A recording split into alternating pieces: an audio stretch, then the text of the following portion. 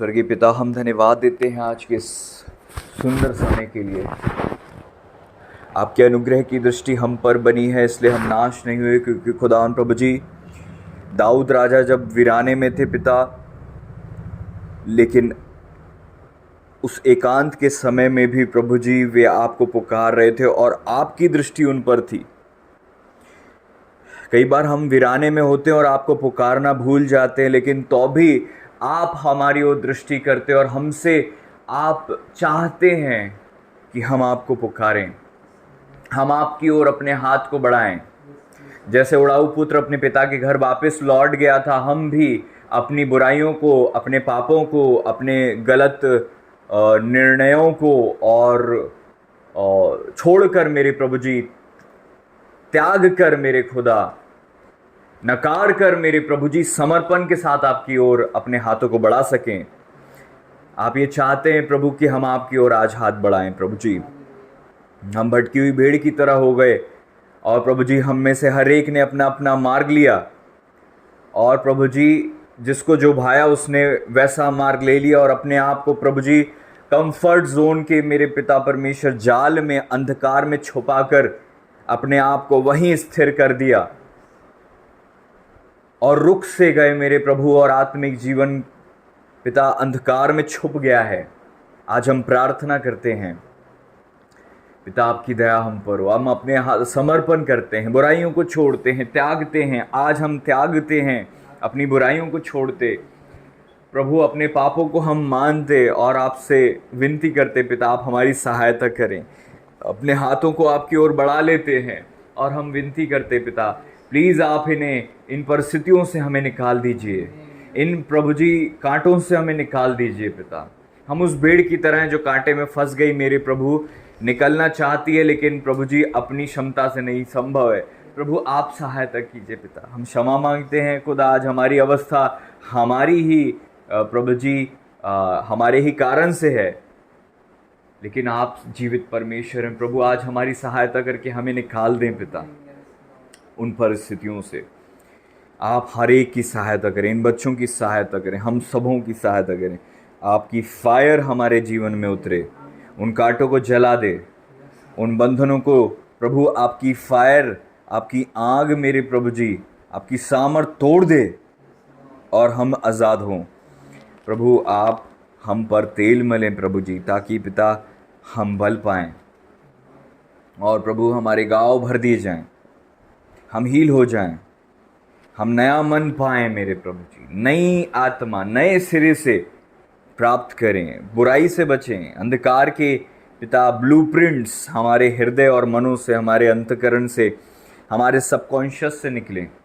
सारे बीज बंधन, ऐसी चीज़ें खुदावन प्रभु जी जो कि खुदावन प्रभु जी बुरी हैं, बुराई की हैं पिता, वो हमारे जीवन से दूर हो जाएं, निकलती जाएं, और सारी चीज़ें ऐसी मेरे प्रभु जी निकल कर ओ खुदावन प्रभु जी हम आज़ादी को देख सके, निजम देश में जाए सारे नेगेटिविटी। हम प्रार्थना करते हैं आपकी फायर हमें घिरे, आपका लहू का बाड़ा हम पर रहे, आपके प्रोटेक्शन, कवरिंग, डिलीवरेंस को हम मांगते हैं। लहू के बाड़े में हमें छुपा लें, ब्लेस करें। आज का दिन आपने बनाया प्रभु, हम इसमें आनंदित पाए जाएं, आपकी महिमा करें। प्रभु यीशु मसीह जी के महान अति पवित्र सामर्थी नाम में मिलकर विश्वास के साथ दुआ को मांगते हैं। तेरा प्यार है महान, तेरा प्यार है जहां, मैं जो पहले मुर्दा था तूने डाली मुझ में जान, क्यों ना बोलूं फिर मैं तेरी जय जयकार, क्यों ना बोलूं फिर मैं तेरी जय जयकार। जय जयकार जय जयकार, तूने मेरे लिए क्या कुछ ना किया, अपनी रूह से भर दिया, अपनी शक्ति मुझको दी, ताकि दूं मैं गवाही तेरे जी उठने की, अपनी रूह से भर दी, अपनी शक्ति मुझको दी, गवाही तेरे जी उठ, क्यों ना बोलूं फिर मैं तेरी जय जयकार, क्यों ना बोलूं फिर मैं जय जयकार, जय जयकार, जय जयकार तूने मेरे लिए, हाँ जय जयकार, जय जयकार तूने मेरे लिए। आई जीवन में खुशी, आई अब दी जिंदगी, तू है जिंदा शाफिया, तूने ये है किया। आई जीवन में खुशी, आई अब दी जिंदगी, तू है जिंदा शाफिया, तूने ये है किया। क्यों ना बोलूं फिर मैं तेरी का, क्यों ना बोलूं फिर मैं तेरी जय जयकार, जय जयकार, जय जयकार। थैंक यू लॉर्ड, तूने मेरे लिए क्या कुछ ना किया। जय जयकार। प्रभु ने हमारे लिए अपनी जान दी, अपने प्राण को क्रूस पर छोड़ दिया, हमारे लिए मारे गए, गाड़े गए और फिर जिंदा हो गए हमारे लिए। अपनी धार्मिकता और पवित्रता हमें दी ताकि हम प्रभु परमेश्वर की दृष्टि में पवित्र और धर्मी ठहरें, ताकि पिता के पास हम जा सके, पिता को हम भाएं। प्रभु की बड़ी महिमा हमारे जीवन से हो, हालेलुया, क्योंकि प्रभु ने हमारे लिए सब कुछ किया है। प्रभु ने हमारे लिए सब कुछ किया है और प्रभु ने हमें सब कुछ दे दिया है। और अब हमारी जवाबदारी है कि हम क्या करते हैं, अब हमारी रिस्पॉन्सिबिलिटी है कि हम कैसे निर्णय लेते हैं। अब हमारे हाथों में है कि हम क्या चुनते हैं और हम क्या बनाते हैं और हम क्या रचते हैं और हम कैसे जीते हैं और हम कैसी परिस्थितियों को और हम कैसे चीज़ों को निर्माण करते हैं। ये सब हम पर है। Hallelujah, thank you lord, thank you Jesus.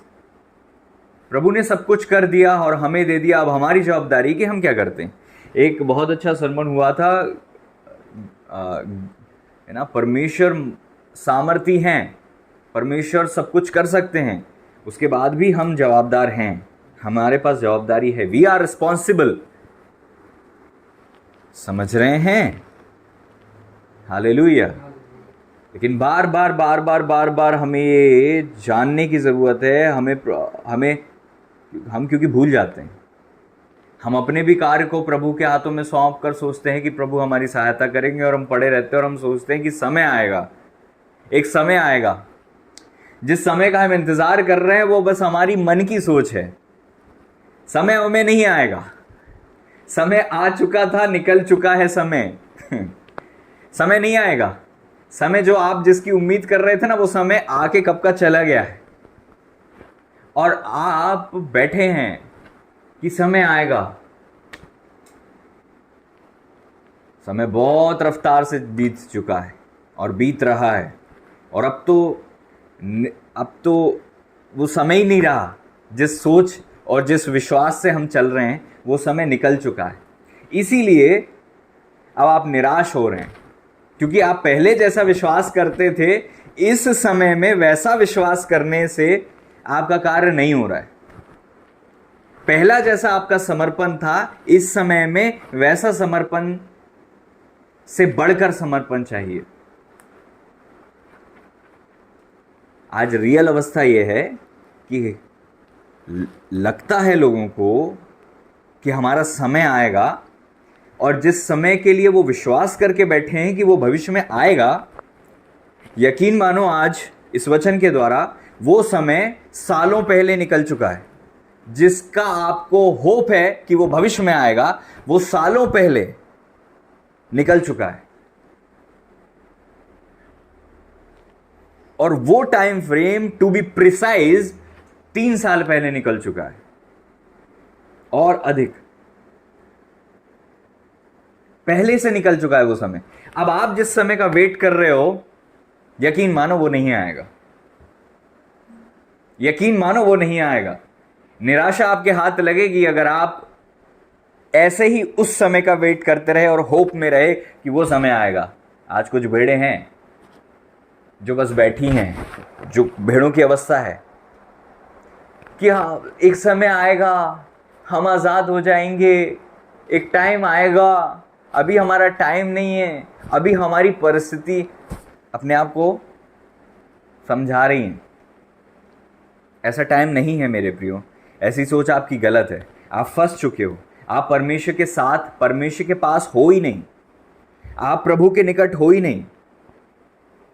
जब भी कोई भेड़ परमेश्वर से भटक जाती है तो वो धारणाएं लगाने लगती हैं, खुद की सोच से वो अपने विचारों में फंस जाती है और उसको लगता है उसकी सोच सही है, जबकि वो भेड़ चरवाहे से इतनी दूर है कि चरवाहे की सोच बहुत अलग है और भेड़ की सोच बिल्कुल विपरीत हो जाती है। और भेड़ को लगता रहता है कि मैं चरवाहे जैसे हैं, चरवाहा जो सोच रहे हैं मैं समझ रही हूं उसको, और जो मैं सोच रही हूं चरवाहे समझ रहे हैं उसको। यह बात सच है कि हमारी हर अवस्था को प्रभु देखते हैं और जानते हैं और भालते हैं।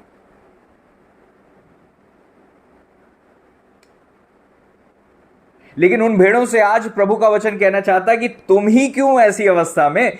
अगर सबको होना था तो सबको उस सेम अवस्था में होना था जिसमें तुम हो। सब उस सेम अवस्था में नहीं है। इसका मतलब यह है कि तुम कहीं खुद स्वयं व्यक्तिगत रूप में गलत हो और फंसे हो और भटके हो और प्रभु से, चरवाहे से दूर हो। क्योंकि बाकी लोगों के साथ अगर ऐसा नहीं हो रहा है तो यह कॉमन नहीं है जो आपके साथ हो रहा है। बाकी लोग उन्नति कर रहे हैं, बाकी लोग ग्रेस में बढ़ रहे हैं, बाकी लोग फेवर में बढ़ रहे हैं, बाकी लोग धन की आशीषों में बढ़ रहे हैं। But why are you facing this situation and trouble? Because of your mistakes. और तुमको लगता है कि समय आएगा। हमें आदत हो गई है, समय पर ज्यादा भरोसा रखते हैं हम।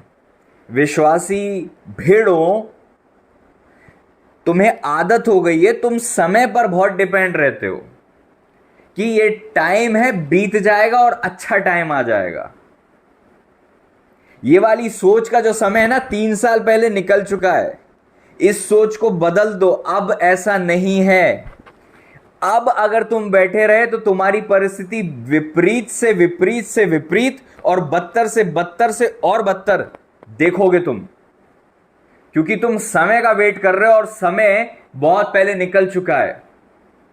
जिस विश्वास से तुमने विश्वासी जीवन चालू किया था वो समय अलग था, जब समय आता था और तुम आजाद होते थे। अब नहीं है वो समय कि समय आएगा और तुम आजाद हो जाओगे। अब वो समय नहीं है कि कुछ होगा और तुम डिलीवर्ड हो जाओगे। अब तुम्हारी स्वयं की जवाबदारी है कि तुम स्वयं अपने निर्णय से अपने त्याग से, अपने टूटेपन से, अपने प्रभु को पुकारने से, अपने प्रभु की ओर हाथ बढ़ाने से, अपने समर्पण करने से, अपने क्षमा मांगने से, अपने त्यागने से, अपनी बुराइयों से घृणा करके उनको छोड़कर प्रभु के वापस पीछे आने से और एक एक कदम, एक एक सीढ़ी चढ़ने के बाद तुम प्रभु तक पहुंचो। ये समय है अब, क्योंकि तुमने विश्वास किया था कि समय बेहतर होगा। तुम्हारा विश्वास था कि 22 से बेहतर है ना, 22 का पहले जो महीने थे उससे बेहतर मध्य के महीने और लास्ट के महीने ज्यादा बेहतर हो जाएंगे।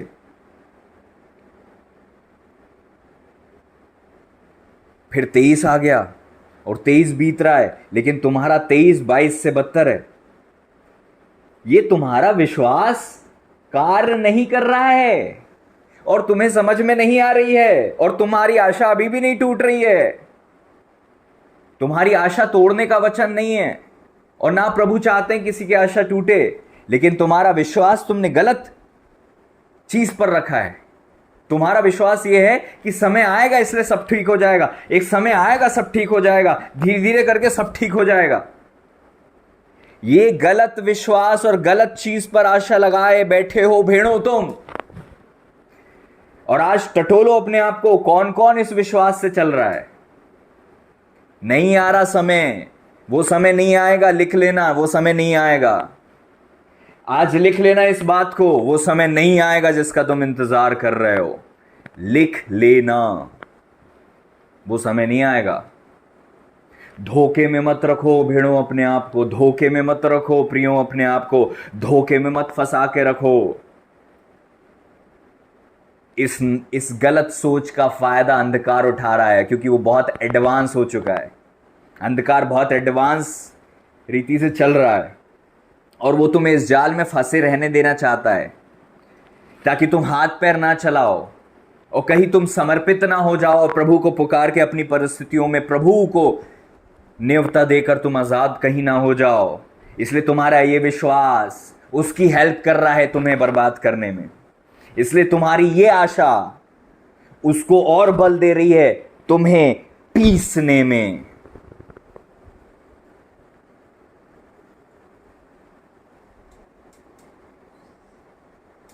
सोच कर बैठे हो, hallelujah, thank you lord, thank you Jesus.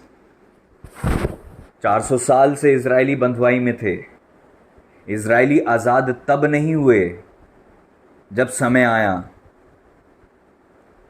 क्योंकि परमेश्वर ने कहा था 400 साल, और इजरायली आजाद हुए 430 साल। और तुम्हारा ये विश्वास और तुम्हारी ये आशा, आज इसका नवीनीकरण कर दो। इजरायली तब आजाद हुए जब परमेश्वर उन्हें आजाद कर रहे थे, क्योंकि परमेश्वर का वचन कहता उनकी चिल्लाहट, उनकी पुकार। हमेशा याद रखना, your responsibility is very very critical. आपकी जवाबदारी बहुत महत्वपूर्ण है। यहां जब समय आ गया, शास्त्रों को पढ़कर दानियल को यह पता चला कि शास्त्रों के अनुसार इज़राइल की आजादी का समय निकट है।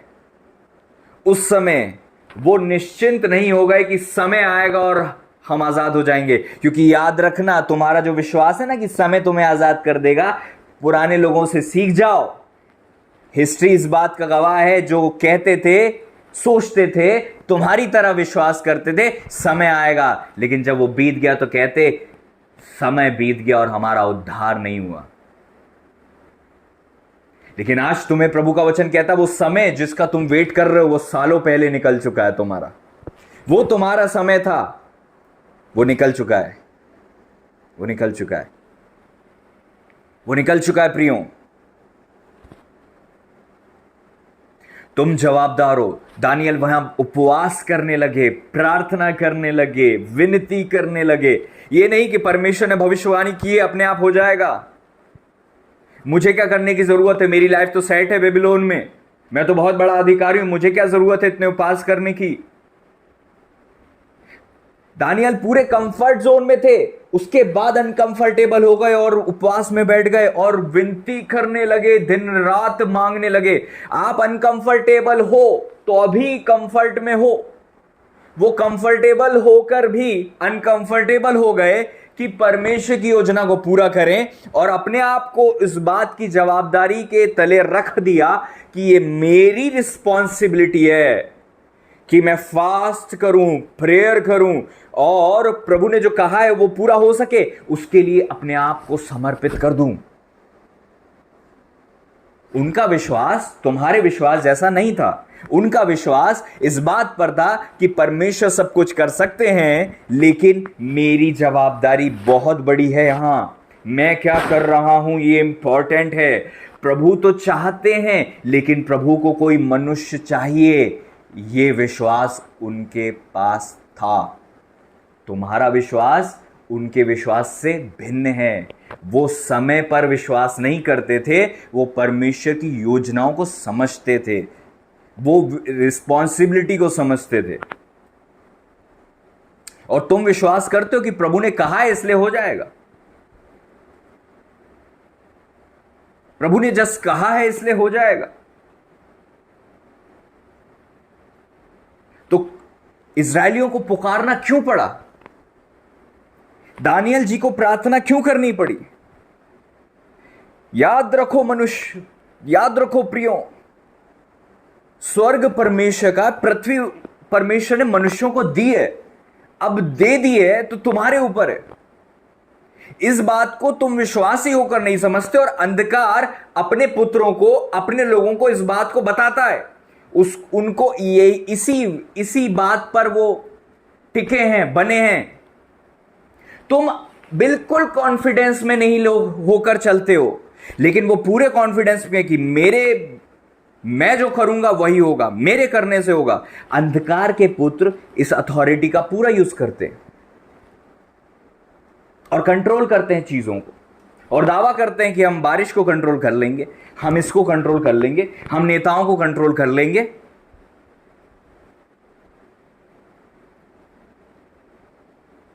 मूसा के समय में भी यिन्नेस और यम्रेस जो थे, दोनों तंत्र का सहारा लेकर परमेश्वर की योजनाओं को रोक रहे थे।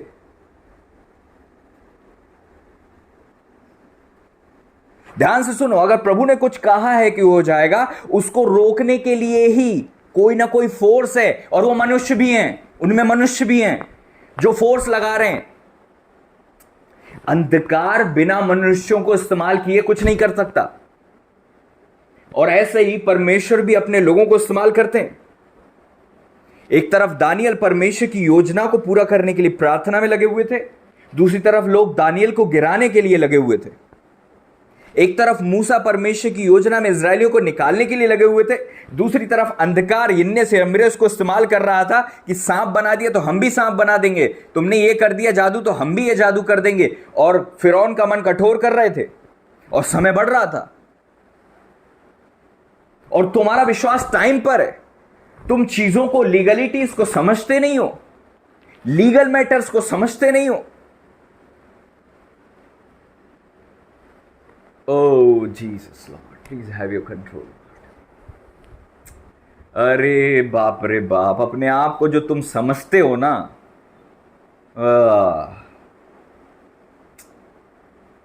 तुम पता नहीं क्या समझते हो अपने आप, पता नहीं क्या समझते हो अपने आप। हालेलुया। कुछ जानते नहीं और अपने आप को धोखा देते और दावा करते। हालेलुया,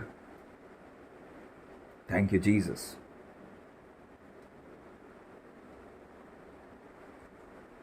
भटकी हुई भेड़ों की तरह दूसरों की, हालेलुया,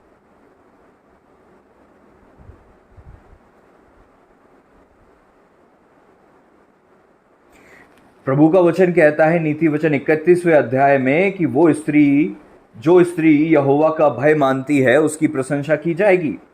वो स्त्री प्रभु का भय मानती है, इसलिए वो धन्य स्त्री है, वो वर्चुअस वुमेन है। लेकिन उस स्त्री की आदत यह है कि वो बिना परिश्रम अपनी रोटी नहीं खाती। उस स्त्री की आदत है रात को भी उसका दिया नहीं बुझता, वो अटेरन में हाथ लगाती और चरखा पकड़ती है। उसके घर के सब लोग प्रोटेक्टेड हैं। ये वो स्त्री है जिसको अपनी स्वयं की जवाबदारी का भरपूर अंदाजा है। ये वो स्त्री है जो अपनी सारी क्षमता को समझती है, स्त्री होने के कारण से क्या क्या वो कर सकती है। वचन कहता है वो दूर से अपनी भोजन वस्तु बुलाती है, व्यापार के जहाजों का सहारा लेती है। रात को जब सबका दिया बुझ जाता, उसका नहीं बुझता। वो रात में भी रिस्पॉन्सिबल है, वो मॉर्निंग में भी रिस्पॉन्सिबल है, और आने वाले काल को देखकर कांपती नहीं बल्कि रिलैक्स्ड रहती है, कॉन्फिडेंस में हंसती है, आने वाले काल पर हंसती है, क्योंकि काल से वो आगे निकल चुकी है। काल उसकी लाइफ में परिस्थिति ला रहा है, लेकिन वो उससे पहले तैयारी कर चुकी है। ये वो स्त्री है जो समय पर डिपेंड नहीं रहती है, ये समय से आगे चलती है। और आज की बहनों, स्त्रियों, क्या है आपकी वर्तमान अवस्था? Where are you right now?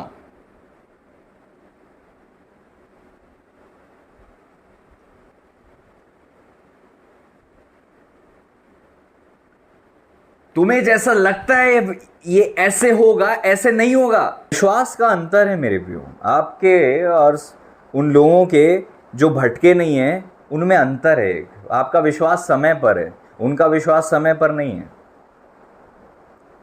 तुम्हारा विश्वास गलत है।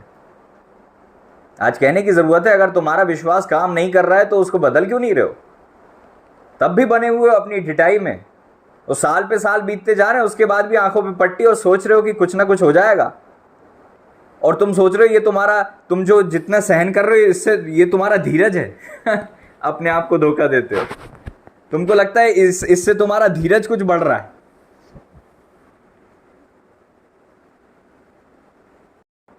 इज़राइल में जब पतरस बंदीगृह में थे तो कलीसिया भी कहीं ना कहीं प्रॉब्लम में होगी, ऐसा नहीं होगा। लेकिन कलीसिया ने ये बात समझी कि अभी मुझे आज़ादी की ज़रूरत नहीं है, अभी मुझे कर्जे से निकलने की ज़रूरत नहीं है, अभी मुझे तकलीफ से निकलने की ज़रूरत नहीं है। वहाँ पे सब लोग इकट्ठे थे, वो अपने लिए नहीं परेशान थे। वहाँ पे जितने लोग इकट्ठे थे वो अपने लिए नहीं रो रहे थे। वो इस बात को समझ गए थे, हमें अपने लीडर की आज़ादी के लिए प्रार्थना करनी है और हमें अपने लीडर का आत्मिक सपोर्ट करना है, और उनकी आज़ादी हमारी आज़ादी है। उनकी लाइफ में हेल्प करना हमारी हेल्प है, उनकी मदद। आज लोग अपनी तकलीफों के लिए रोते हैं कि मैं भी तो बहुत तकलीफ में हूं पास्टर जी, मेरी भी तो बहुत तकलीफ है। ये भूल जाते हैं कि बेटा तेरी ये तकलीफ से तू निकल भी जाएगी तो दूसरी तकलीफ तेरी लाइफ में आ जाएगी। तुझे ये समझने की जरूरत है कि क्या परमेश्वर की योजना में तुम्हारा ग्रुप, झुंड, लीडर सब कोई है कि नहीं, और तुम्हारी अपने लीडर के प्रति क्या वास्तविक जवाबदारी है। मैं उस स्त्री की तारीफ इसलिए भी करना चाहूंगा कि उसके पति के विषय में कोई जिक्र नहीं है इसके अलावा कि उसके पति के मन में उसके प्रति विश्वास है। पहली चीज, उसका पति विश्वास करता है उस स्त्री पर। पहली चीज, उसको लाभ की घटी नहीं होती, ये पहली चीज है। दूसरी चीज, सभा में जब वो जाता है उसकी तारीफ होती है। बाकी स्त्रियां जितना अपने हस्बैंड पर डिपेंड हो गई हैं, सोचती है कि मेरे पति पति पति करेंगे। आप में और धन्य स्त्री में एक बहुत बड़ा अंतर है। आप बहुत ज्यादा अपने पति पर डिपेंड हो और वो अपनी जवाबदारियों को समझ रही। ये नहीं है कि अपनी पति की अधीनता से बाहर निकल जाओ और ये सारी चीजें, लेकिन आप ये जो कर रहे हो अपने हस्बैंड की अधीनता में, वेल एंड गुड है, लेकिन आपकी जवाबदारियां कहां हैं उन 24 घंटों में? आपके प्रयत्न कहां हैं उन 24 घंटों में? आपकी कोशिशें कहां हैं उन 24 घंटों में? आपकी क्या इन्फ्लुएंस हैं उन 24 घंटों में? आप क्या क्या कर सकते हो अपनी क्षमता के आधार पर, क्या वो आप कर रहे हो उन 24 घंटों में? शत्रु को यह बात पता थी कि आदम अब हेल्पर के साथ खतरनाक हो गए। शत्रु को यह बात पता थी कि आदम उसके हेल्पर के साथ बहुत डेंजरस हैं, और आदम को जो हेल्पर मिल गया है ना, ये हेल्पर का प्रभाव इतना ज्यादा है कि आदम इसकी हेल्प से मुझे हरा देगा। आदम इसकी सहायता और इसको जो परमेश्वर ने ब्लेसिंग और ग्रेस और टूल्स दिए हैं उसकी सहायता से, मैं फिर से कहूंगा, इस हेल्पर को इसे जो परमेश्वर ने टूल दिए हैं, आदम के हेल्पर को जो परमेश्वर ने आदम की हेल्प करने का इन्फ्लुएंस, टूल्स, ग्रेस, ब्लेसिंग और अलग ही प्रकार की एक अलग ब्लेसिंग दी है, अलग। यह ब्लेसिंग बहुत घातक है अंधकार के लिए। यह बात अंधकार अदन की वाटिका से समझ गया था, शत्रु समझ गया था, इसीलिए उस हेल्पर को ही डिस्टर्ब करने के लिए वो आया था। क्योंकि उसने क्या कहा, खा लो तुम नहीं मरोगे। उसको पता था आदम के पास जाऊंगा तो नहीं होगा, लेकिन अगर मैंने इस स्त्री को प्रभावित कर दिया तो इसके ऊपर जो कुछ भी करूंगा उसका सीधा असर इसके पति के ऊपर होगा। इसको मैंने गड़बड़ कर दिया, ये पति को गड़बड़ कर देगी, और इसको मैंने छोड़ दिया तो इसका पति आजाद रहेगा। इस स्त्री का इंफ्लुएंस इसके पति के ऊपर इतना ज्यादा है, तो मैं इस स्त्री को इस्तेमाल करूंगा। यह शत्रु की प्लानिंग थी। स्त्रियों, कहां हैं आपकी जवाबदारियां? क्या कर रहे हो? वो स्त्री अपने पति के अधीन थी, सब कुछ था, लेकिन वहां पर यह दिख ही नहीं रहा है कि उसका पति उसकी हेल्प कर रहा है। वो अपनी जवाबदारी पूरी कर रही। रात में पति सो रहा है, जब वो चरखा पकड़ रही है हो सकता है उसका पति सो रहा हो, क्योंकि वो रात को उठ बैठती है, समझ रहे हो? लेकिन उसका पति उठकर उसकी प्रशंसा करता है, क्योंकि वो उसके पहले उठ जाती है और उसके पहले सब कुछ सेट कर देती है। वो पति देखता है मेरा सब कुछ सेट है, तब वो उठकर प्रशंसा करता है। सपने के कारण नहीं करता कि मुझे सपना आया था कि you are very blessed girl. आज पतियों को बस अपने प्रकाशन के आधार पर आपकी तारीफ करने की जरूरत है कि आपकी वास्तविक अवस्था जिसको आप शो कर रहे हो, कि बस वो प्रकाशन के आधार पर थैंकफुल रहें कि I am blessed because of you. कि आपके चारों तरफ आपने कुछ ऐसा सजाया है, दिखाया है, शो किया है, ऐसा प्रस्तुत किया है जिसके कारण से वो आपकी प्रशंसा करे। उठकर पति प्रशंसा करे, बच्चे प्रशंसा करें। वो रात को उठ बैठती है, रात को दिया बुझता नहीं है, लेट सोती है और रात को उठ जाती। मैं नहीं कहूंगा कि अब आप 3 घंटे सोने लगो, ये सरमन नहीं है। इस सरमन के द्वारा, इस वचन के द्वारा आपको समझ में आना चाहिए, जितना आप रिलैक्स होकर बैठे हो चुपचाप दुबक कर, जितना आप रिलैक्स हो गए हो और सोचते हो कि नहीं मेरे तो इतना ज्यादा कुछ है नहीं, वैसे आपका इन्फ्लुएंस बहुत बड़ा है और आपकी जवाबदारी बहुत बड़ी है। आप हेल्पर हो तो हेल्पर की जवाबदारी ज्यादा होती है। आप हेल्पर हो, आप इन्फ्लुएंसर हो, आप चीजों को बहुगुणित करने वाले हो, आप प्रभाव छोड़ने वाले हो, तो आपकी जवाबदारियां बहुत ज्यादा होती हैं। एक स्त्री क्या कर रही है? व्हाट आर यू डूइंग, है ना, वो स्त्री से हमें सीखने को मिलता है।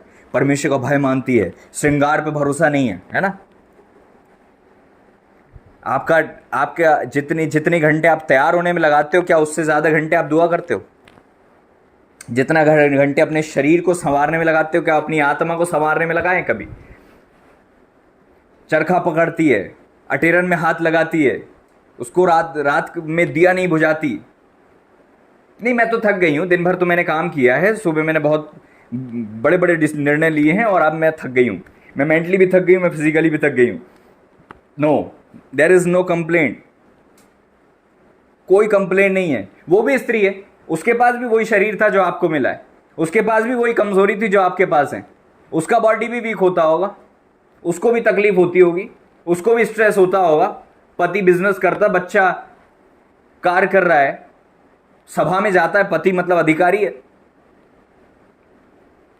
आप खुद इतना बड़ा बड़ा काम कर रहे हो। एक्सक्यूज नहीं थे उस स्त्री के पास। दूसरी बात, उसके पास भविष्य के लिए रोना नहीं था, टेंशन्स नहीं थी, रिलैक्स था। ये क्यों संभव नहीं है? आज हम दुआ तो करते कि हम ये बन जाएं, बट इस चीज की हमें प्रैक्टिस नहीं करते।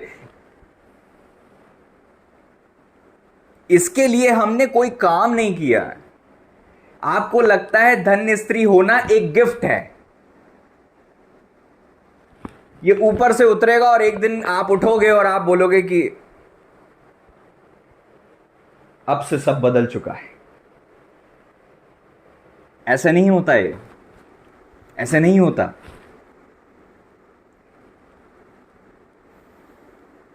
वचन कहता है वो अपनी बाहों को दृढ़ बनाती है। इसका मतलब ये नहीं कि वो उसको गिफ्ट में मिल गई हैं बड़ी बड़ी बाहें, बहुत दुआ करी और उसकी बाहें फूल गई,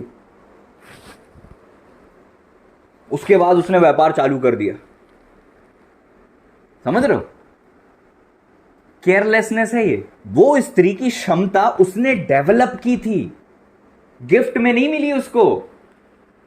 आज जो स्त्रियों में अंतर दिखता है ना, उसका कारण ही किसी ने अपनी क्षमताओं को, अपने आप को तोड़कर डेवलप हुई है, और कोई बैठी है, किसी को डेवलप होने से मतलब ही नहीं है ना। झाड़ू पोछा, कपड़े बर्तन, खाना, रिलैक्स, बच्चों का ट्यूशन, इससे ज्यादा कुछ है नहीं।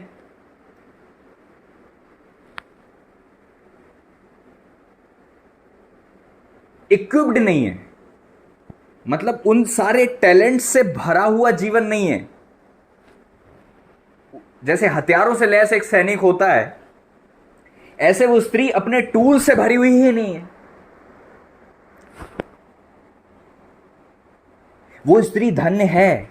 मेरे भाई एक बात मुझे बताओ, वो स्त्री की तारीफ भी हो रही है।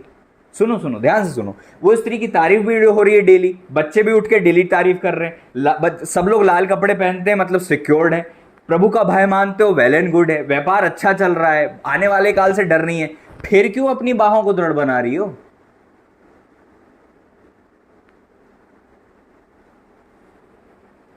वो स्त्री फिर भी अपनी बाहों को दृढ़ बना रही है। और आज हमारे पास ये सब नहीं है, और उसके बाद भी हम बैठे हुए हैं, हमारी बाहें वही समतल हैं। कोई हमने प्रैक्टिस नहीं की बाहों को दृढ़ बनाने की। लेकिन वो स्त्री सब कुछ परफेक्ट होने पर भी टोटल केयरफुल है। उसका कमिटमेंट देखो कि बिना परिश्रम के खाती तक नहीं है।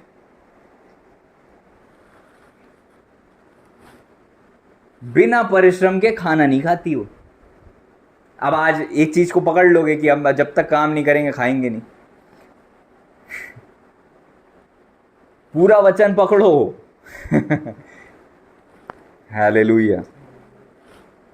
और वो जो करो उसको लाइफ टाइम कर सको, वो चीज करो। 2 दिन के लिए फुलझड़ी वाला काम नहीं। जलती है तो ऐसा लगता है वाह उजाला कर दिया, थोड़ी रफिश। फुलझड़ी नहीं, कंटिन्यू जलने वाली लौ बनो। फुलझड़ी को देखना कितना अच्छा लगता है ना, बिल्कुल सब जगह रोशनी रोशनी रोशनी, तारे तारे निकलते हैं उसमें से। उतना अच्छा नहीं लगता दीपक को देखना।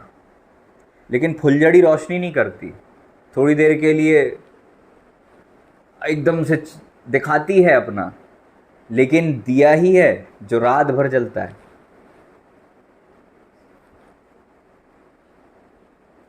क्योंकि उस दिए के पास खुद का तेल है। फुलझड़ी के पास टेम्परेरी एनर्जी होती है। कई लोग वचन को सुन के टेम्परेरी एनर्जी पा लेते हैं और सोचते हैं कि अब तो सब बदल जाएगा, आज से सब बदल जाएगा, और वो बदलाव 2 दिन भी नहीं चलता है।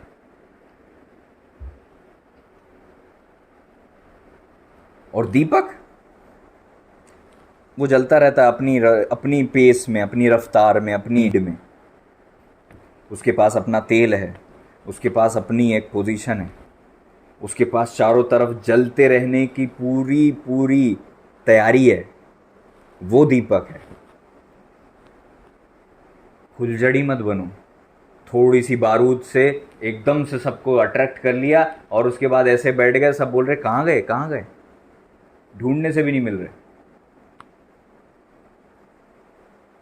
उस स्त्री को कोई इमरजेंसी नहीं है, फिर भी अपनी बाहों को दृढ़ बनाती है, प्रैक्टिस करती है। ये उसके खुद की जवाबदारी है, अपने पति से नहीं बोलती, ये खुद की जवाबदारी को समझती है।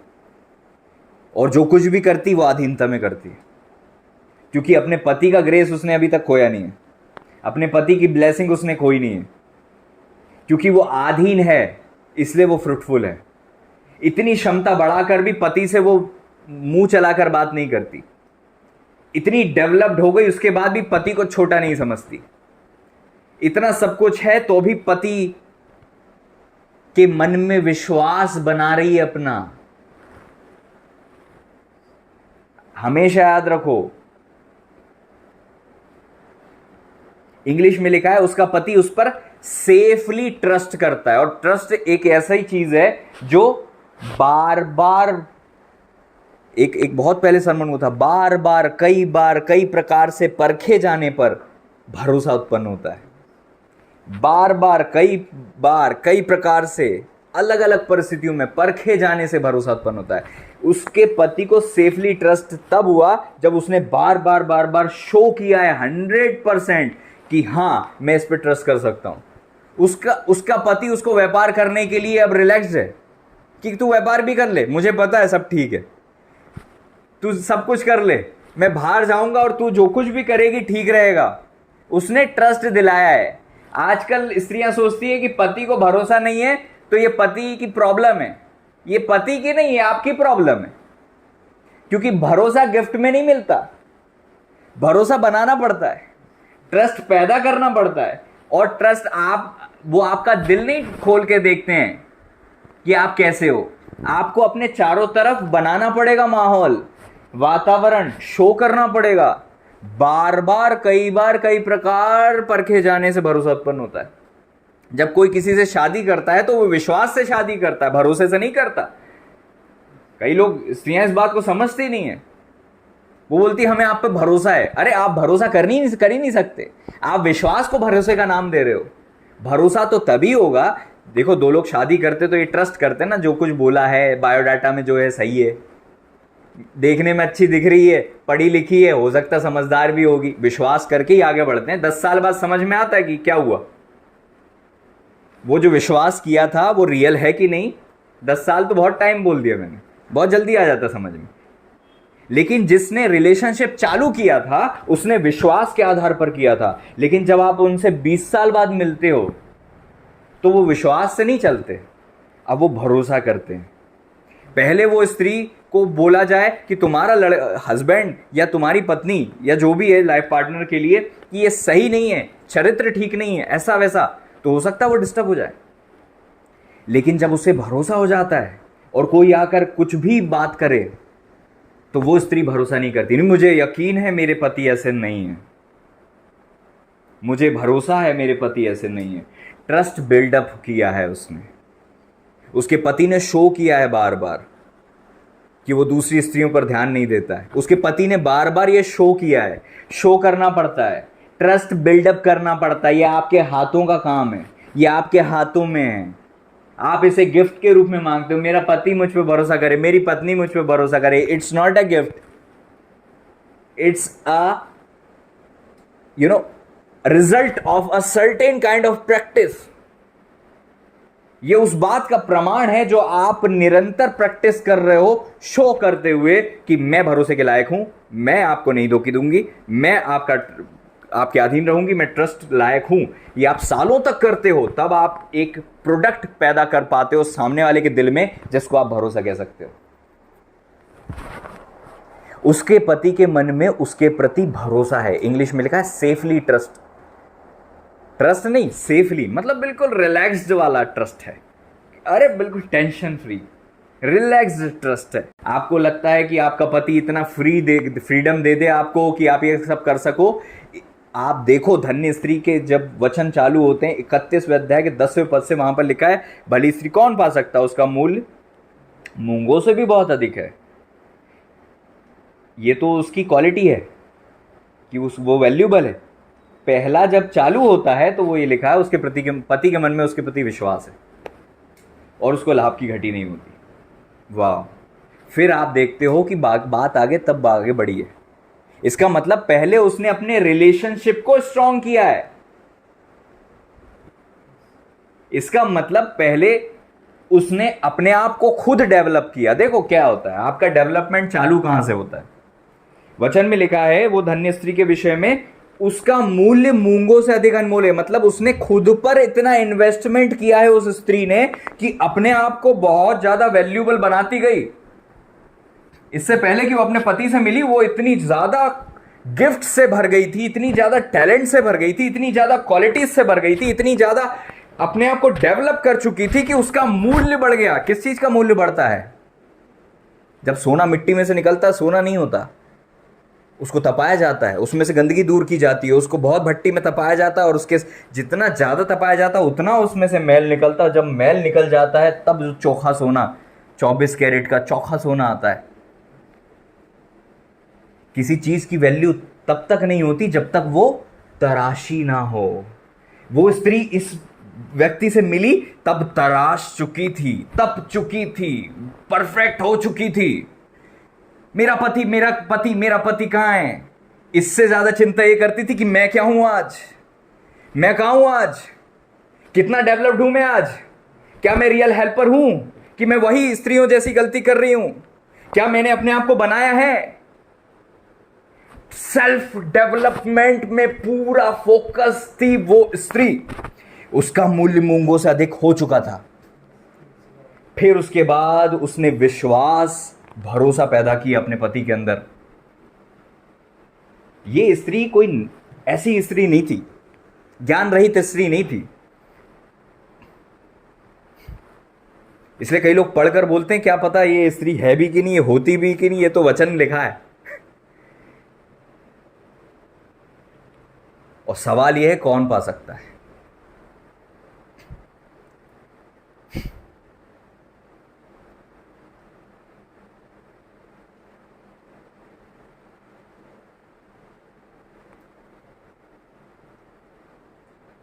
Praise the Lord. भरोसा पैदा किया उसने अपने पति के साथ रहकर, अपने रिलेशनशिप को बहुत स्ट्रांग किया। क्योंकि जब रिलेशनशिप वाली नींव अगर मजबूत नहीं है तो आप बड़ा वजन नहीं रख सकते। आप कैसे व्यापार कर सकते हो जब आपकी आपस में ही नहीं बन रही, आपस में ही ट्रस्ट नहीं है। कैसे सामने वाला आपको फ्रीडम दे सकता है जब आप पर भरोसा नहीं कर पाता। वो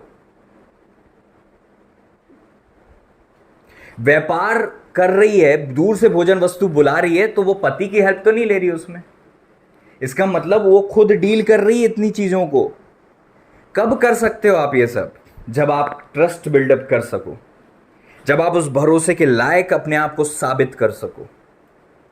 आपको लगता है 4 डिग्री ले लेने से आप बहुत ज्यादा स्मार्ट हो जाते हो, थोड़े ढंग के कपड़े पहन लेने से आप ओवर स्मार्ट हो जाते हो, आपकी कौन सी जात है इससे ज्यादा आप सुपीरियर हो जाते हो, आपका समाज कौन सा है, आपके घर में कितना पैसा है, आप कितनी गाड़ी से चले हो, आप कब से जो है सेल्फ डिपेंड हो गए हो, इससे आप ओवर स्मार्ट बन जाते हो।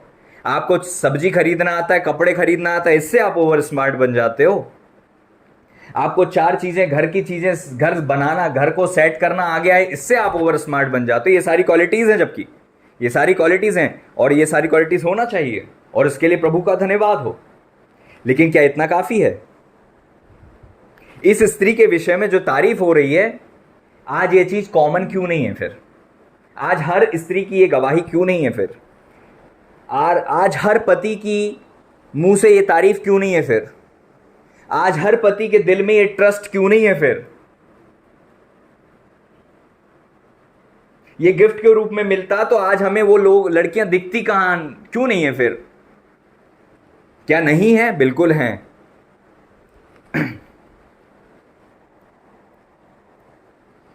हालेलुया।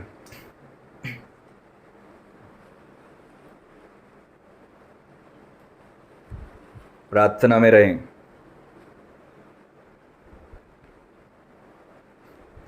उसने अपनी नींव को इतना दृढ़ कर लिया, अपने रिलेशनशिप की नींव को इतना दृढ़ कर लिया, पति को सेफली ट्रस्ट है। अब वो अपना काम चालू करती है। और जो उसने गिफ्ट्स वहां रखे थे, उसने वो गिफ्ट्स लेकर अपने गिफ्ट का दबाव बनाकर पति को नहीं दबा दिया।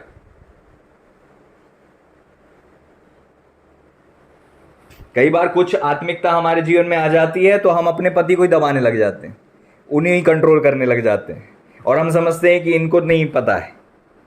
वो इतनी गिफ्टेड थी तो भी उसने उस गिफ्ट का दबाव अपने पति को नहीं बनाया, उस गिफ्ट के दबाव से अपने पति को नहीं दबाया, और ना कंपटीशन किया, ना तुलना की, ना दबाया, ना प्रेशराइज किया, बल्कि वो सारे गिफ्ट को उसने छुपा के रख लिया। सबसे पहले रिलेशनशिप को बेहतर करती गई, अपने संबंध को बेहतर करती गई। वो स्त्री संबंध को उसने बेहतर किया।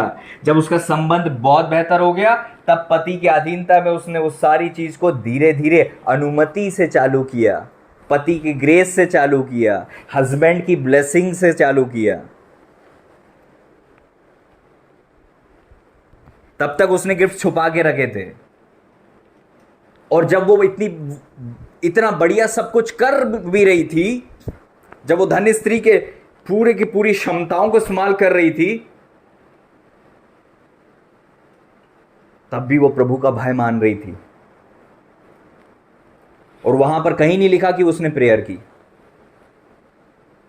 आपकी ये क्वालिटी कि आपने आज प्रेयर कर ली है, बस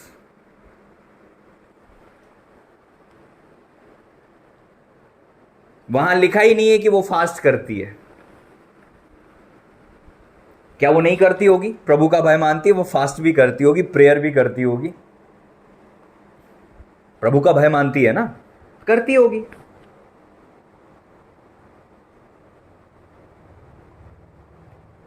अपनी प्रेयर लाइफ को मिक्स करने की कोशिश करते हैं इन चीजों से।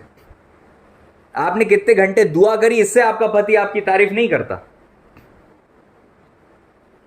वो आपका काम है, वो आपकी स्पिरिचुअल पर्सनल लाइफ है, बट आपने अपने चारों तरफ क्या किया है, इसे देखकर आपका पति प्रशंसा करता है। और इसका मतलब ये नहीं कि किचन में ही रहो दिन भर। मैं इंटरनल क्वालिटीज को डेवलप करने की बात कर रहा हूं यहां, क्योंकि झाड़ू पोछा के लिए आप मेड रख सकते हो, काम वाली रख सकते हो, और घर चमचमाता रहेगा, और पत्नी भले रिमोट दबाती रहे, तो उसमें कोई तारीफ नहीं है आपकी। समझ रहे हैं? कुछ लोग सोचते हैं बस हम घर को चमचमाता हुआ रखें, हमारी सारी जवाबदारी पूरी हो गई, प्रेयर भी पीछे, घर चमचमाता रहे, बच्चे अच्छे रहें, सब कपड़े अच्छे पहने, सब दिखे अच्छे, दूर जाएं तो हमारी घर की बाहर से तारीफें हों, बस। और आत्मा के फल कहां हैं? तुम तो बाहरी शोभा को बढ़ाने के लिए लगे हुए। वो स्त्री का विश्वास ये है कि शोभा झूठी है, सुंदरता मतलब व्यर्थ है। सुंदरता को तो उसने ऐसा है मिट्टी समझ लिया है, कुछ नहीं है सुंदरता।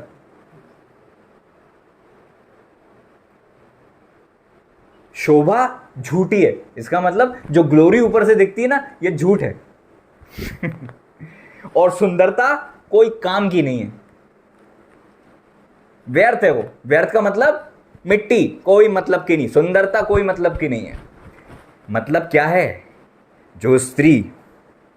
जो स्त्री यहोवा का भय मानती है, उसकी प्रशंसा की जाएगी।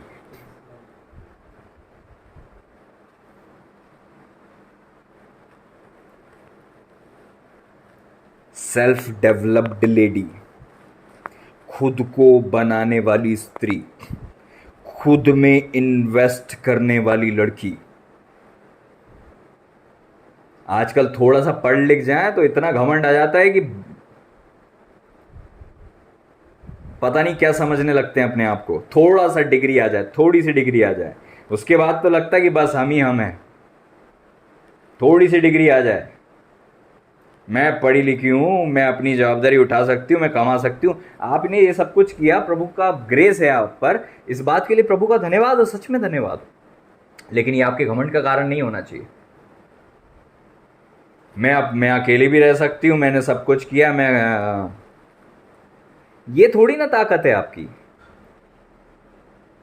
आपकी ताकत ये है कि आप इतनी बहुमूल्य हो, उसके बाद भी नम्र और दीन हो और अधीन हो। उसके बाद भी आप चुप हो जब आपका पति बोलता है, उसके बाद भी आप हम्बल हो जब वो निर्णय लेता है, और सही रीति से आप उसकी हेल्प कर रहे हो। गलत कर रहा है तो उसको समझा रहे हो, बता रहे हो, समझा रहे हो, उसको गलत करने में उसकी हेल्प नहीं कर रहे हो। अधीनता का मतलब कुछ स्त्री समझती है कि हमारा पति कुछ भी गलत करे, हमें तो उसके अधीन रहना है, तो हम चले अधीन होने। इसको नहीं कहते अधीनता, ये कोई अधीनता नहीं है। जो स्त्री गलत में पति का साथ दे रही, वो प्रभु का भय मानती नहीं है, क्योंकि वो प्रभु का भय मानती होती तो पति का गलत में साथ नहीं देती, एटलीस्ट रोकती, प्रेयर करती, नहीं होने देती। शत्रु ने स्त्री का इस्तेमाल करके आदम से गलत करवा लिया, और तुम अपने पति को अपने प्रभाव से सही करवाने में के लिए सक्षम नहीं हो क्या? तुम्हारे पास इतनी ताकत और इन्फ्लुएंस नहीं है कि तुम अपने पति को सही रास्ते पे ले आओ। पौलुस बोलते तू नहीं जानती, तू अपने पति का उद्धार करा लेगी, इतना इन्फ्लुएंस है तेरे पास। वहां अंधकार स्त्री का इस्तेमाल करके तुम्हारे पति को डिस्टर्ब करने के लिए यूज कर रहा है, और पति डिस्टर्ब हो रहा है, लेकिन तुम अपनी क्षमता को जो तुम्हें प्रभु ने गिफ्ट में दी है, और तुम्हें अथॉरिटी अपने हस्बैंड के लाइफ में प्रेयर करने की, ब्लेसिंग देने की, उन्हें गार्ड करने, प्रोटेक्ट करने की, उस इन्फ्लुएंस का सहारा लेकर तुम उसे सही मार्ग पर लाने में ही सक्षम नहीं हो। तुम्हारे गिफ्ट सारे पाने बेंचेस यूं ही पड़े हुए हैं, तुमने उनको छुआ ही नहीं कभी, तुमको पता ही नहीं कि वो क्या होते हैं, तुमने कभी उसको कार्य में लाए नहीं हो। अरे सोच कर देखो मेरे प्रियो, आदन की वाटिका में इतना परफेक्ट सब कुछ माहौल था, एक स्त्री ने बस गलत करने के लिए कहा कि तुम खा लो, और उसने खा लिया। आप अपने हस्बैंड को रोक कैसे नहीं सकते हो? सही करने के लिए आप उन्हें इन्फ्लुएंस कैसे नहीं कर सकते हो? मैं नहीं कह रहा हूं कि हाँ दरवाजे पे खड़े हो जाओ, मैं नहीं जाने दूंगी, वो वाला काम नहीं है। ये बात वही है ना, आपको लगता है कि आप हाथ पकड़ के रोक लोगे, हाथ पकड़ के रोकना नहीं है, इससे ज्यादा बड़ी ताकत है आपकी बिना हाथ पकड़े रोकने वाली।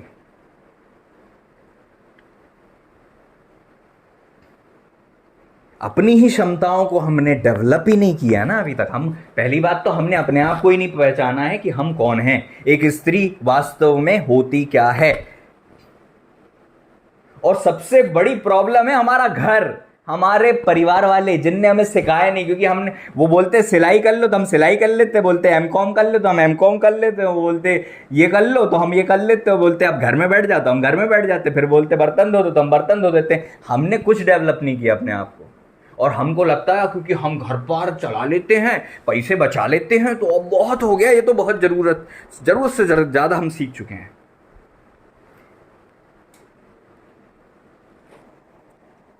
न्यू क्वालिटीज को डेवलप करने के लिए, बाहों को दृढ़ बनाने के लिए कुछ नहीं है। और मैं क्वालिटीज की बात नहीं कर रहा हूं। आप देखो 10,000 डिग्री ले लो, लेकिन अगर आप प्रेम नहीं रखते तो वो डिग्री कोई मतलब की नहीं, मिट्टी की है।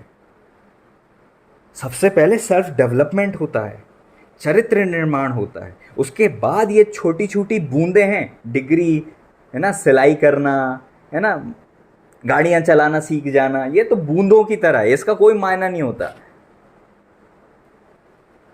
ये कुछ नहीं है कि आपने 10,000 डिग्री कर ली, उससे कुछ नहीं है। ये तो वो है कि गुलाब की पंखुड़ी के ऊपर के बूंदे हैं, लेकिन वास्तव में जो पंखुड़ियां हैं वो आपका कैरेक्टर है, आपका चरित्र है, आपकी तपन से जो निर्माण आप में हुआ है वो है, जो प्रभु ने आप में कार्य करके, आपने प्रभु के हाथों में अपने आप को देकर अपने ऊपर जो परमेश्वर का कार्य होने दिया है, उसका सुंदर प्रमाण है वो फूल। उसका मूल्य मूंगों से भी अधिक है। मूंगे क्या होते हैं? रूबीज, बहुमूल्य पत्थर, उससे भी अधिक, मूंगे से भी अधिक है।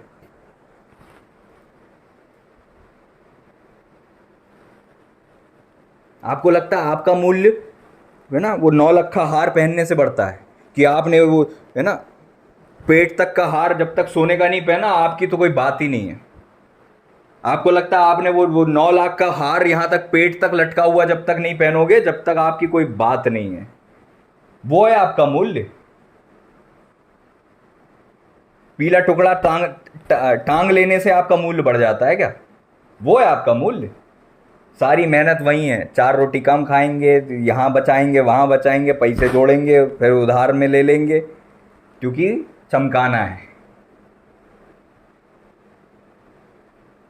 शादी में पहन के जाना है।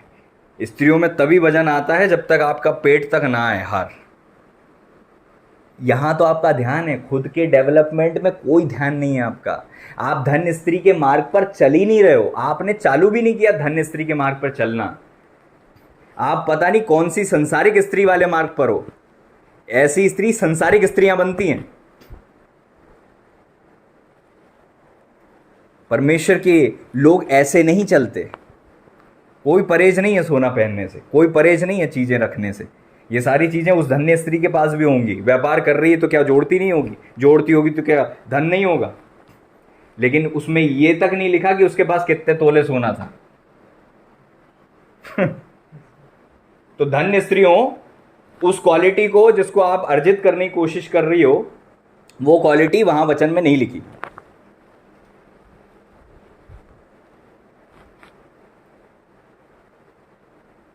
तो इस चीज को तो कैंसिल कर ही दो, मार्क कर दो। पैसा इकट्ठा करना, चीजें बढ़ाना, ये प्रभु की ग्रेस से होता है, जो प्रभु जी हमें देते हैं। Thank God for that. संयम के साथ भक्ति बहुत बड़ी कमाई है। आप जो कर सकते हो, प्रभु आपको जो क्षमता दे रहे हैं, वो सब बात है। लेकिन यहाँ पे धन्य स्त्री की बात हो रही है, यहाँ पर इन चीज़ों की बात ही नहीं हो रही है। धन्य स्त्री का मूल्य उससे भी बड़ा है। आपको लगता है ना वो सोने का टुकड़ा पहनने से आपका मूल्य बढ़ जाएगा, उस सोने से ज़्यादा महंगे होती है रूबीज, सोने से ज़्यादा बहुमूल्य होते हैं बहुत अच्छे पत्थर, उससे ज़्यादा स्त्री जो है बहुमूल्य है। आज कितना नीचे की सोच हो गई है। प्रभु का वचन कहता है उसकी प्रशंसा की जाएगी।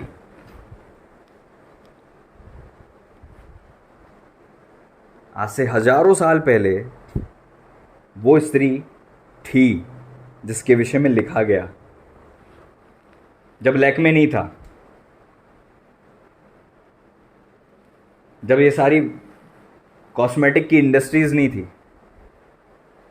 उस स्त्री का सेल्फ डेवलपमेंट उसकी सुंदरता थी। आपकी वास्तविक सुंदरता आपका अंदरूनी जीवन, अंदरूनी चरित्र, अंदरूनी अस्तित्व। आप अंदर से क्या हो, निचोड़े जाने पर क्या टपकता है, वो आपकी सुंदरता है, वो आपका मूल्य है, और वही बहुमूल्य है। और ये गिफ्ट से नहीं आता, इसे निर्माण करना पड़ता है, और ये खुद तुम्हारी जवाबदारी है। वहां ऐसा नहीं लिखा कि उसके पति ने उसको पाकर बहुमूल्य बना दिया, बल्कि पाते वक्त, जब उसके पति ने उसे पाया था, उस वक्त वो बहुमूल्य थी। स्त्रियों को लगता है अब हमारी शादी हो जाएगी, उसके बाद तो हम ये कर लेंगे, वो कर लेंगे, ऐसा कर लेंगे, वैसा कर लेंगे, और हम मोस्टली हमारी जवाबदारी हमारे हस्बैंड की है, ये हमें जो जो बोलेंगे हम वो कर लेंगे। और उस पता, come on come on come on, कुछ नया नहीं हो जाता शादी के बाद। वो ऊपर आता है जो कुंवारेपन में कभी नहीं आया था।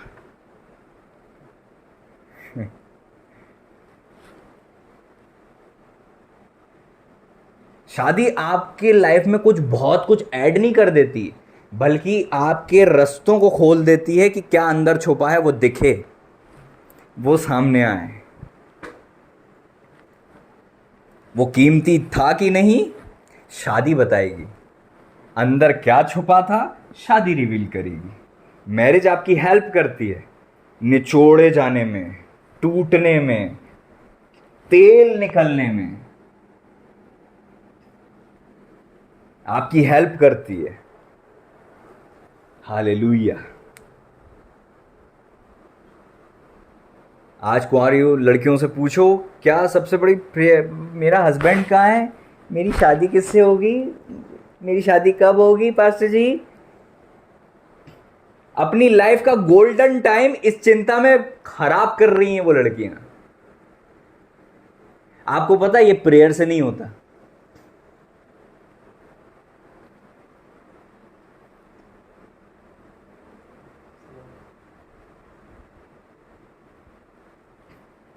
ये डेवलपमेंट से होता है। जिस वक्त तुम तैयार होगे वो सामने होगा, तो तुम लगे प्रेयर करने, और तैयारी से कोई मतलब नहीं, और ले दे के समय को गुजार दिया। इतना सारा तैयारी का टाइम था, वो तैयारी तो करी नहीं, चिंता में बीत गए, और जब सामने वाला सामने आया वो भी घबरा गया।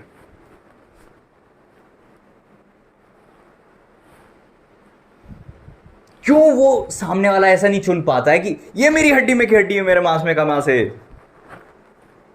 आपकी वैल्यू उस वक्त जब आप उससे मिले उतनी आपने बनाई ही नहीं।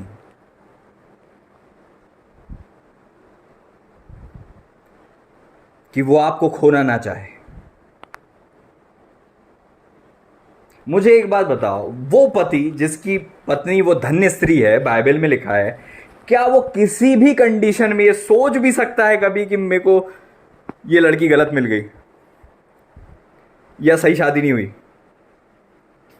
वहां पे ये नहीं लिखा उनकी सही शादी हुई थी।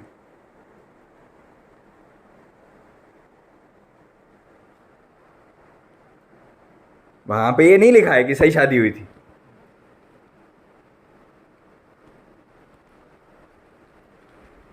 हमको लगता है हालेलुया। सेल्फ डेवलपमेंट की बात है बस। किसी से मैं कह रहा था, किसी ने मैंने पूछा, हाल ही में कुछ लोग परिवार में आए थे, और भी मैंने कुछ लोगों से पूछा है इस बात को। मैंने कहा आप साल में कितनी बार खाना जला देते हो? स्त्री से मैंने पूछा, एक बहुत जिनके बच्चों की शादी हो गई, बच्चों के बच्चे हो गए, उनसे मैंने पूछा, बच्चों के बच्चे हो गए, कि आप साल में कितनी बार खाना जलाते हो, मुझे ये बताओ। उनने बोला भैया बहुत कम, कभी, वैसे तो नहीं होता है। मैंने दूसरी बात पूछी, साल में कितनी बार पति पत्नी लड़ते हो? कितनी बार आपकी मैरिज फेल होती है? कितनी बार आपके घर में गड़बड़ियां होती हैं? आपको चीजें सही रीति से करना आता है तो आग पर रखकर भी आप जलने नहीं देते हो किसी को। हां, कमाल है भाई। दिन में 3 बार, कम से कम 2 बार तो खाना बनता होगा, और आग के ऊपर आप उस खाने को रखते हो और जलाए बगैर उसको पका लेते हो। क्या टैलेंट है आपके अंदर। लेकिन वो शादी जिसे प्रभु का ग्रेस मिला है, उसे तक संभालना नहीं आता हमें। क्यों? क्योंकि मम्मी ने 8वीं में थे तब से खाना बनाना सिखा दिया, हस्बैंड को संभालना नहीं। और यहां मैं किसी मम्मी पे ब्लेम नहीं कर रहा हूं, किसी सासू माँ पे ब्लेम नहीं कर रहा हूं, लेकिन एक जनरल बात है, क्योंकि हमने सीखा नहीं। हमें सिलाई आती है, हस्बैंड का आदर करना नहीं। हमारे पास मास्टर डिग्री और डबल पीएचडी है, आधीनता में रहना नहीं सीखा है अभी तक। आग के ऊपर खाना रखकर आप इतने टैलेंटेड हो कि आप उसको जलने नहीं देते हो भाई। गजब है। मतलब सोचो, आग जिसका काम ही जलाने का है और आप उससे वो अब उसी का काम छीन ले रहे हो। क्या टैलेंट है आपके पास। लेकिन जो ग्रेस स्वर्ग से मिला है मैरिज का, उसमें से रोज भपके आ रहे हैं, भाप उठ रही है, पड़ोसियों को सुनाई दे रही है, जो जलने के लिए नहीं बनी, फ्रूटफुल होने के लिए बनी है, आप उसे जला दे रहे हो। और वो खाना जो पूरा संभावना है कि जल जाए, आप उसे जलने तक नहीं दे रहे हो। और आप सोचते हो मेरा हस्बैंड ऐसा, मेरी वाइफ ऐसी। आप खुद जवाबदार हो।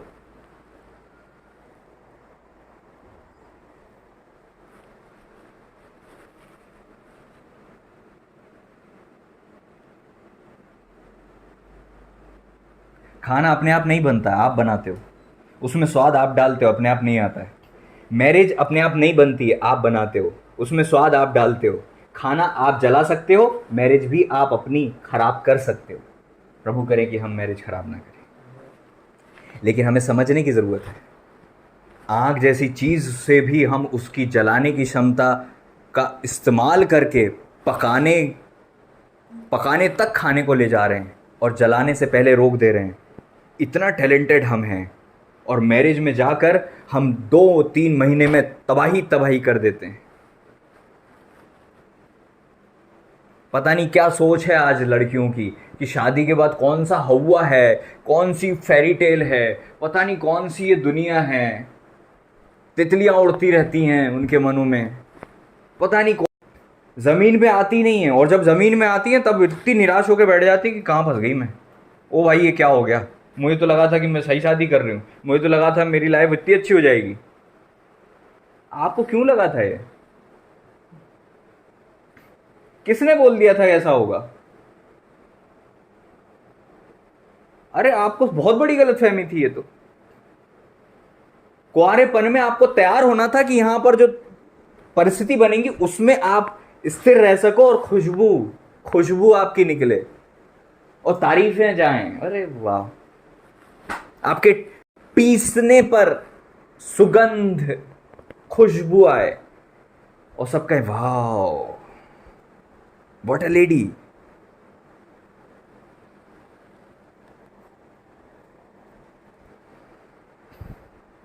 वचन में लिखा है, मेरा स्वामी मेरी बारी में आए और उसके फल खाए, फल को देखे। इतनी सारी सुगंध वहां फैल रही है, जबकि गर्मी का मौसम है, फल पक गए हैं, तलक रहे हैं और खुशबू दे रहे हैं।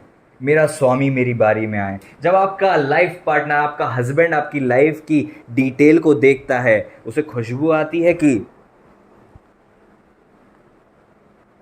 नहीं? क्या उसको खुशबू आती है? क्या वो देखकर तारीफ कर पाता है? ऐसे ही क्या आपकी लाइफ पार्टनर, आपकी वाइफ आपकी तारीफ कर पाती है? आप सेल्फ डेवलप्ड हुए हो? परिस्थितियों में आप क्या नेचर दिखाते हो, क्या स्वभाव दिखाते हो, कैसे रिएक्ट करते हो, कितना आप तैयार हुए हो? सब कुछ तैयारी का खेल है मेरे प्रियो। एक स्त्री जिसकी तारीफ हो रही है उसकी तैयारी है, और एक पति जो गलतियां नहीं कर रहा है उसकी तारीफ उसकी तैयारी के कारण है। और परमेश्वर सब पर मेह बरसाते हो, सबकी लाइफ में तैयारी करते हैं, लेकिन कुछ लोग आनाकानी करते हैं, हम नहीं टूटेंगे, हम नहीं, हम नहीं, हम नहीं।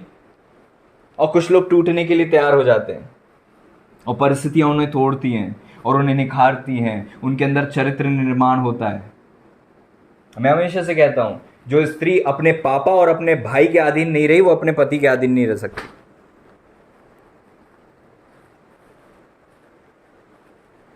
आपने अपने कुंवारेपन में क्या क्वालिटीज डेवलप की है, वो आप अपने पति के घर में जाके शो करोगे। बस आपने अपने बचपन से क्या जिया है, झेला है, सहा है, निर्माण किया है अपने आप का, और क्या क्या आपके अंदर छुपा है, वो आपके पति के घर में पता चलेगा। वो पिक्चर जो आपके पूरे पुराने है ना कुंवारेपन में बनी है, क्योंकि रिवील करती है शादी। शादी छुपाती नहीं चीज़ों को, शादी उजागर करती है इंसान की असलियत को, इंसान के असली नेचर को, इंसान की असली खूबियों और असली कमजोरियों को। सेल्फ डेवलपमेंट की कमी है आज। आप जवाबदार हो, ये परमेश्वर का कार्य नहीं है, आपका कार्य है। ये आपकी जवाबदारी की कमी है जो आप देख रहे हो, और आपको लगता है समय आएगा तो आप धन्य स्त्री भी बन जाओगे, समय आएगा तो लाइफ ठीक भी हो जाएगी, समय आएगा सब कुछ ठीक हो जाएगा, जबकि वो समय बीत चुका है, वो समय चला गया है। Praise the Lord. अब समय बदल गया है मेरे प्रियो। अब आपको और मुझे दुआएं करनी पड़ेंगी, दानियल की तरह उपवास करना पड़ेगा, मूसा की तरह अपने आप को परमेश्वर की उपस्थिति में बनाए रखना पड़ेगा कि प्रभु आप बताइए मैं क्या करूं। समय बीत जाएगा और आप सोच रहे उद्धार हो जाएगा, ऐसा नहीं होता। जिनकी शादी हो गई, आपका तैयारी का समय बीत चुका, और जिनकी नहीं हुई है, थोड़ा सा टाइम बचा होगा आपके पास, तो हबड़ तबड़ कि मेरा पति कौन है, मेरी पत्नी कौन है, उसकी वजह अपने आप को डेवलप करने में लगा। अपना गोल्डन टाइम यू बर्बाद मत कर।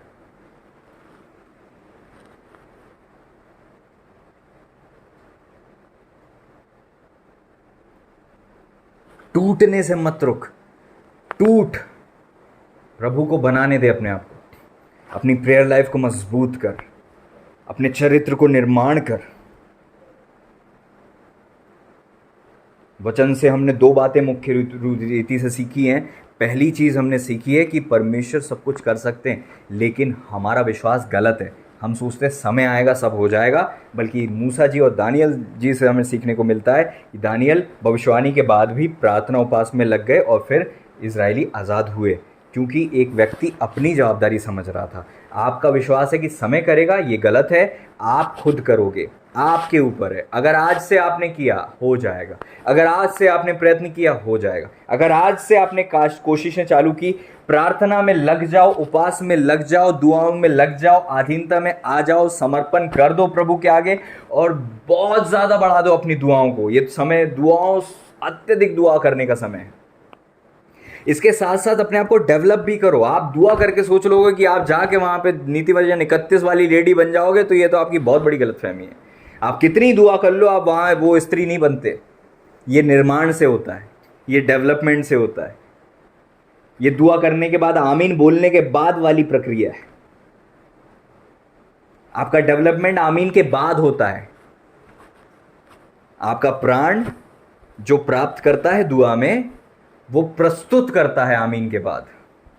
आपने जो लिया है प्रभु से, वो आमीन के बाद आप दिखाते हो। और अगर आप प्रेयरफुल हो और शांति से भरे हो, प्रेम से भरे हो, गिफ्ट से भरे हो, टैलेंट से भरे हो, गुड कैरेक्टर है, तो जब आप आमीन बोलोगे वो शो अप होने लगेगा। Praise the Lord. जवाबदार बन जाओ। समय नहीं आएगा, वो समय जा चुका है। 3 साल पहले वो समय जा चुका है। अब आपकी जवाबदारी है, शेयर करो। हालेलुया। समय जा चुका है। अब अपने आप को, आप अपनी कोशिशों से ही प्राप्त पाओगे। अब जो पाओगे ये प्रभु के अनुग्रह से ही होगा कि आप कोशिश कर पाओ, लेकिन अब अपनी कोशिशों को बढ़ा दो।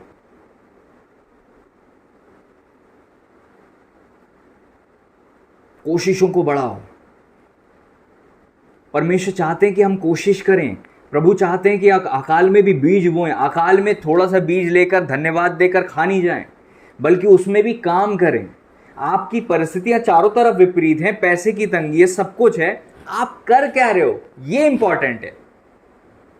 इस माहौल में आप कर क्या रहे हो, आप इन्वेस्ट क्या कर रहे हो, आप मेहनत कहां कर रहे हो, आप दुआएं कर रहे हो कि नहीं, आप फास्टिंग कर रहे हो कि नहीं, ये इंपॉर्टेंट है। ये नहीं कि समय आएगा और अपने आप हो जाएगा। आप बिजनेस करने लगे, समय आएगा और हमारा बिजनेस बढ़ जाएगा। समय से नहीं होता ये सर।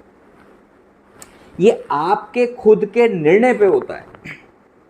जो जमीन कहीं फलवंत थी नहीं, उसी जमीन पर रहकर, उसी जगह बोकर एक व्यक्ति फलवंत हो गया।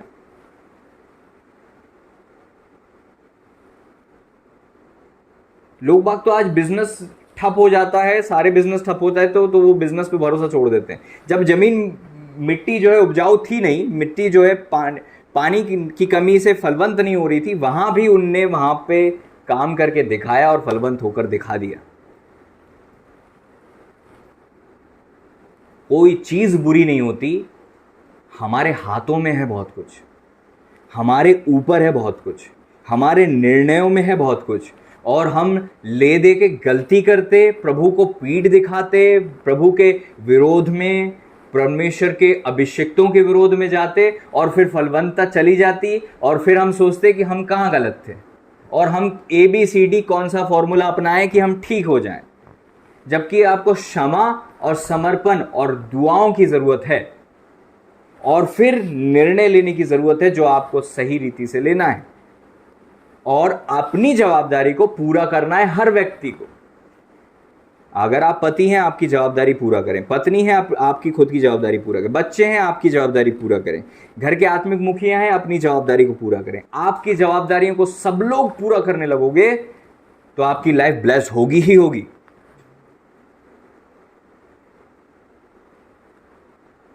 लेकिन आपकी सोच बंद गई है। बैठे बैठे आप सोचते हो हमारा पास्टर ऐसा और हमारी परिस्थिति ऐसी और तकलीफ ऐसी और हमारी चारों तरफ माहौल ऐसा, और आपको वो बांध दिया जाता है, विचार बंद जाते हैं आपके।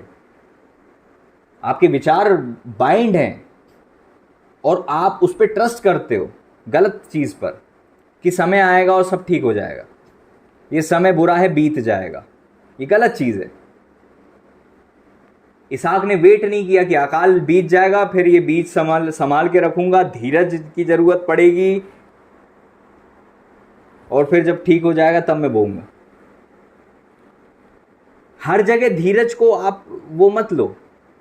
जब प्रभु आपको धीरज सिखाना चाहते हैं प्रभु आपको सिखाते हैं, लेकिन आप गलतफहमी को आप धीरज का नाम दे दो कि मैं तो सह रहा हूं और मैं तो बस सहते हुए चल रहा हूं।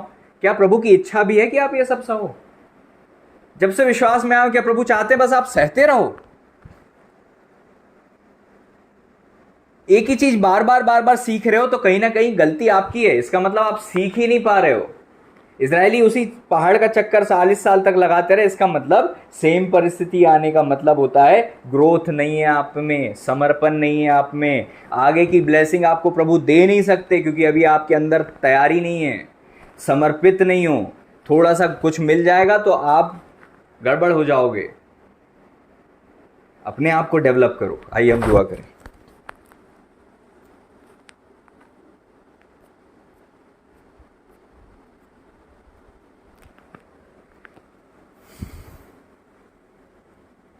प्रभु जी, हम धन्यवाद देते हैं पिता, आज के समय में जो आपने हमें दिया है पिता। हम धन्यवाद देते हैं उत्तम वचन के लिए पिता, आपकी वाणी के लिए पिता। आपकी वाणी हमें जीवन देती है पिता। हम प्रार्थना करते हैं आपकी उत्तम वाणी के द्वारा प्रभु हमारा जीवन ब्लेस्ड हुआ है। हम विश्वास करते हैं आपने हमसे बातें की पिता। हम धन्यवाद देते हैं, आपकी महिमा हो पिता। आपका वचन जैसा आपकी योजना है आपके लोगों तक पहुँचे और आपकी महिमा हो पिता, और अपने जीवन में अपनी जवाबदारियों को पूरा करें और प्रभु जी अपने आप को स्वयं को भी डेवलप करें। अपनी जवाबदारी और अपने ऊपर कार्य करने का जो प्रभु जी जिम्मा हमारा स्वयं का है, हम उसमें ढीले हैं पिता। इस कारण से मेरे प्रभु जी हम मेरे पिता फ्रूटफुल नहीं हैं और हमारा समय बीतता जाता है क्योंकि हम तैयार नहीं रहते। हमको लगता है दुआओं से होगा, हमारी तैयारी की कमी है प्रभु। प्रेयर तो हमारी बहुत अधिक हो जाती है कई बार, लेकिन हम प्रेयर के साथ साथ काम नहीं करते। कुछ लोग काम करते हो प्रेयर नहीं करते। हम हर चीज़ को बैलेंस लेकर नहीं चलते। रिलेशनशिप अच्छा नहीं है और सोच रहे हैं बाहर अब फलवंत हो जाएंगे।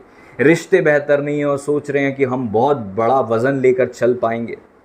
ये सारी गलतियां हम करते हैं और हम फिर ब्लेम देते हैं आपको और आपके लोगों को, अपने लोगों को, अपने चर्च को ब्लेम देने लग जाते हैं। कई लोग ऐसी गलती करते पिता। हम प्रार्थना करते हैं ऐसी गलतियां हमसे ना हो, इस बुराई से, इस प्रकार की बुराइयों से हम बच जाएं पिता, बचे रहें पिता, हम आज़ाद हो जाएं पिता।